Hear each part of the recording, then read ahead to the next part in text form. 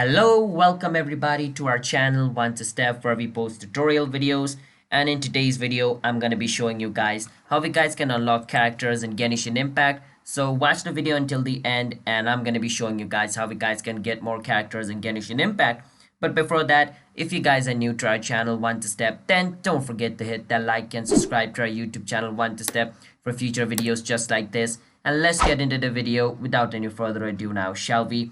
So the first step in order to get your characters in Genshin Impact is you need to complete the story mode of the game. So by default, you guys are going to get either a girl character or a boy character. Depends on it. When you play the game, it's going to ask you to select which character you want. So if you select a girl character, you're going to get girl. If you select the boy, you're going to get the boy. And by completing the story mode of the game, you guys are going to start unlocking more and more characters.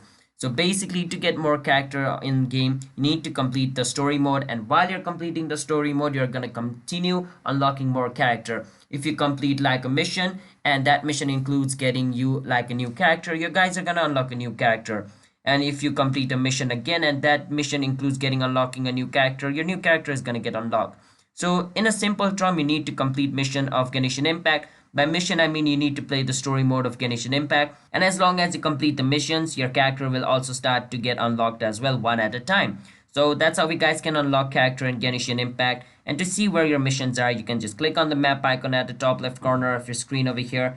And as you guys can see logos on the screen. So over here where it says Stirfrel Lake over here, and it shows you this little icon. So you need to go to this icon and complete the mission over here. And you can see this icon in various part of the map over here. Once over here, you can complete this one as well. And when you complete the mission in this icon, another icon is going to get unlocked. So just like this, just complete the missions and basically your characters will also get unlocked.